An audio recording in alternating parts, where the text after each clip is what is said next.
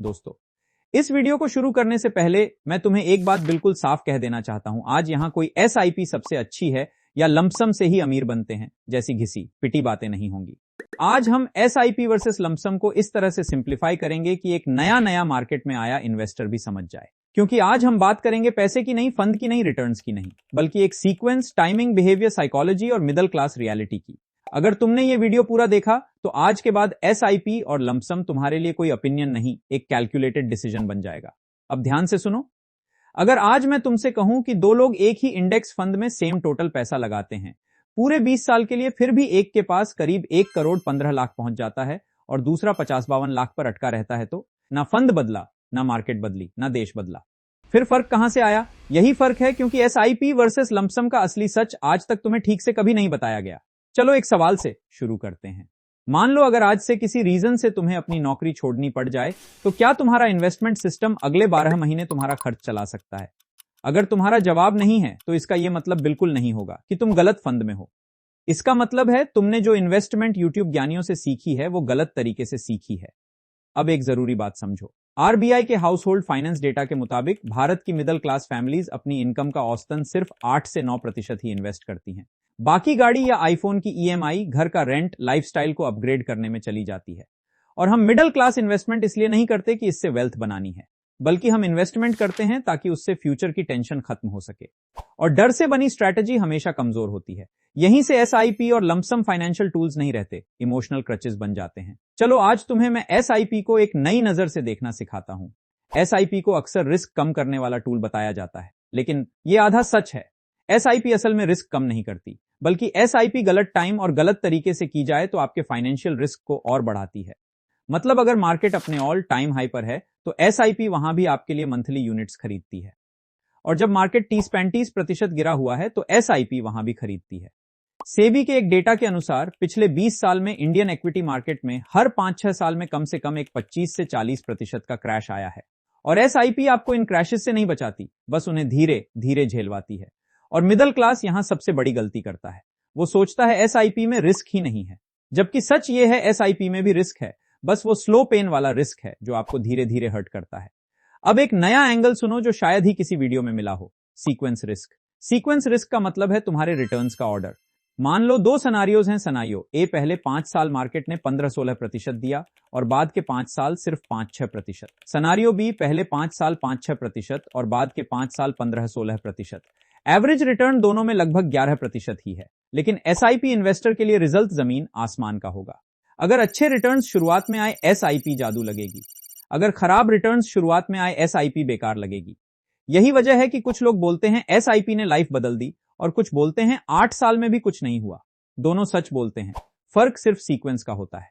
अगर वीडियो से कुछ नया सीखने को मिल रहा है तो कमेंट में YS जरूर लिखें।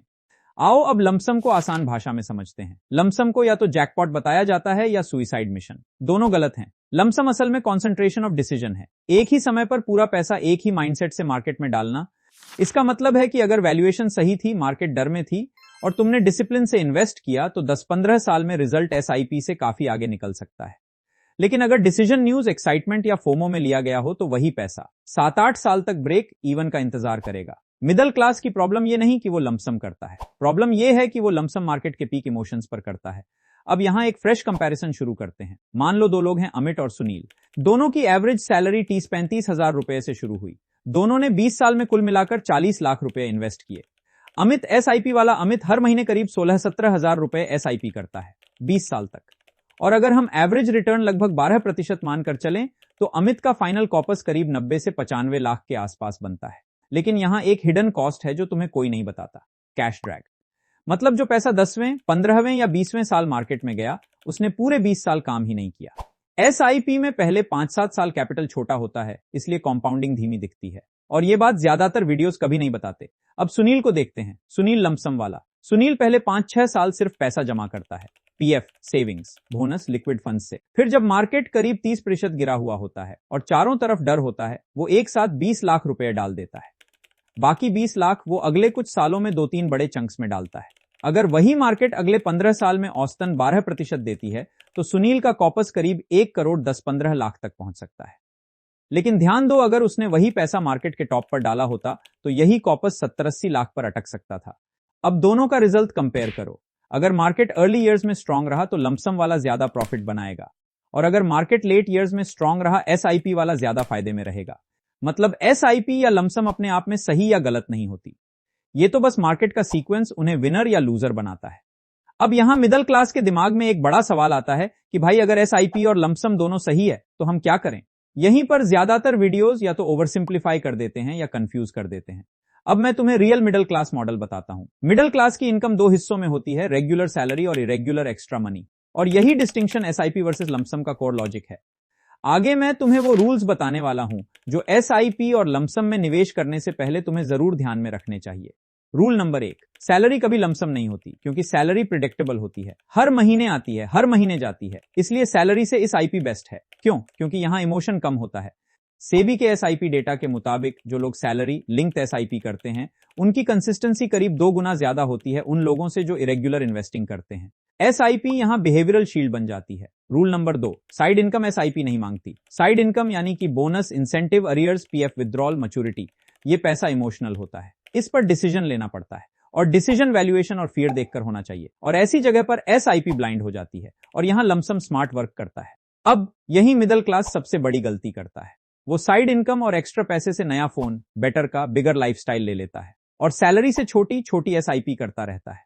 जबकि डेटा बताता है जो लोग एक्स्ट्रा मनी को इन्वेस्टमेंट में डालते हैं उनका लॉन्ग टर्म कॉपस औसतन 30-40% ज्यादा होता है, जबकि होना इसका उल्टा चाहिए, यानी कि लाइफस्टाइल सैलरी से धीरे बढ़नी चाहिए और एक्स्ट्रा पैसा वेल्थ बनाने में जाना चाहिए। इंडियन मार्केट रेगुलेटरी सेबी की इन्वेस्टर बिहेवियर स्टडीज के अनुसार इन्वेस्टमेंट में सबसे ज्यादा नुकसान गलत एंट्री और गलत एग्जिट डिसीजन से होता है, क्योंकि एसआईपी एंट्री को ऑटोमेटिक बना देती है, पर जब एग्जिट का टाइम आता है तो हम इमोशनल डिसीजन ले जाते हैं। दूसरी तरफ लमसम एंट्री को इमोशनल बनाता है, पर एग्जिट लॉजिकल नहीं हो पाया तो भी नुकसान झेलना पड़ सकता है। और हम इंडियन मिडिल क्लास दोनों जगह इमोशन डाल देते हैं। सब कहते हैं कि मार्केट क्रैश गलत होता है इन्वेस्टर्स के लिए, लेकिन आओ अब मार्केट क्रैश को एक नए तरीके से समझो। सच कहूं तो क्रैश एसआईपी के लिए भी अच्छा है और लमसम के लिए भी, पर रीजन दोनों के लिए अलग है। एसआईपी में क्रैश का फायदा फ्यूचर इंस्टॉलमेंट्स को मिलता है। मतलब अगर एसआईपी 20 साल की है तो क्रैश के समय जो इंस्टॉलमेंट्स आती हैं वो ज्यादा यूनिट्स खरीदती हैं। लमसम में क्रैश का फायदा प्रेजेंट कैपिटल को मिलता है, मतलब एक ही दिन में 25-30% margin of safety. Middle class यहां गलती करता है, वो क्रैश में एसआईपी बंद कर देता है और लमसम डालने की हिम्मत नहीं करता, मतलब वो दोनों फायदे मिस कर देता है। अब एक फुल फाइनल कंपैरिजन दिमाग में बैठा लो कि एसआईपी और लमसम किन के लिए सही है और किन के लिए गलत। सबसे पहले SIP best for predictable income, best for beginners, best for discipline, worst जब एक्सपेक्टेशंस अनरियलिस्टिक हो, वर्स्ट जब एसआईपी बीच में बंद हो जाए। हिडन ट्रूथ, एसआईपी स्लो नहीं है बल्कि तुम इम्पेशेंट हो। अब lump sum best for prepared money, best जब मार्केट डर में हो, बेस्ट जब वैल्यूएशन मैटर करती है, वर्स्ट जब न्यूज एक्साइटिंग हो, वर्स्ट जब उसमें आपका ईगो इन्वॉल्व हो। हिडन ट्रूथ, लमसम रिस्की नहीं है, तुम इंपल्सिव हो। अब एक आखिरी पॉइंट जो बहुत कम वीडियोस बताते हैं, टैक्स और टाइमिंग का फर्क। एसआईपी में हर इंस्टॉलमेंट की होल्डिंग पीरियड अलग होती है, मतलब हर महीने का पैसा अलग दिन लॉन्ग टर्म बनता है। लमसम में पूरा पैसा एक ही दिन लॉन्ग टर्म बनता है। और अगर तुम फ्यूचर में 1-2 बड़े विथड्रॉल्स प्लान कर रहे हो तो लमसम टैक्स प्लानिंग में आपको ज्यादा कंट्रोल देता है। लेकिन हम मिडिल क्लास साइकोलॉजी कुछ और ही चाहती है। चलो एक लाइन में समझाता हूं। उससे पहले अगर ये वीडियो सही में आपके काम की है तो वीडियो को लाइक जरूर करें, क्योंकि आपका एक लाइक हमें और बेहतर कंटेंट बनाने के लिए मोटिवेट करता है। हम मिडिल क्लास चाहते हैं कम रिस्क और ज्यादा रिटर्न, जल्दी रिजल्ट और जीरो टेंशन, जबकि ऐसा इन्वेस्टमेंट धरती पर एग्जिस्ट ही नहीं करता। इसलिए एसआईपी वर्सेस लमसम को कोई WWE की फाइट मत बनाओ, इसे एक सीक्वेंस और सिस्टम बनाओ। अब एक आखिरी क्लैरिटी उनके लिए जो सही में इन्वेस्टमेंट को लेकर सीरियस हैं। अगर तुम आज एकदम बिगिनर हो तो एसआईपी से शुरू करो, बिहेवियर बिल्ड करो, और अगर तुम ऑलरेडी इन्वेस्टिंग कर रहे हो तो एसआईपी को चालू रखो। मार्केट में डर के माहौल के टाइम लमसम को इन्वेस्टमेंट में जोड़ो। अगर तुम्हारे पास अचानक बड़ा पैसा आता है तो पहले मार्केट मूव देखो, एक्साइटमेंट में नहीं, नॉलेज के बेस पर इन्वेस्ट करो। और सबसे आखिरी बात, वेल्थ जल्दी नहीं बनती, वेल्थ सही ऑर्डर में बनती है। गलत ऑर्डर में किया गया सही काम भी वीक रिजल्ट देता है, और सही ऑर्डर में किया गया सिंपल काम भी एक्स्ट्रॉर्डिनरी बन जाता है। एसआईपी और लमसम कोई दुश्मन नहीं है, दुश्मन है कंफ्यूजन और इंपेशेंस। जो इसे समझ गया उसके लिए मार्केट डर नहीं रहती, वो सिर्फ एक सिस्टम बन जाती है जो समय के साथ काम करता है। अगर इस वीडियो से कुछ हेल्प मिली हो तो इस तरह की हेल्पफुल वीडियो देखने के लिए चैनल को सब्सक्राइब कर लो। मिलते हैं अगली वीडियो में।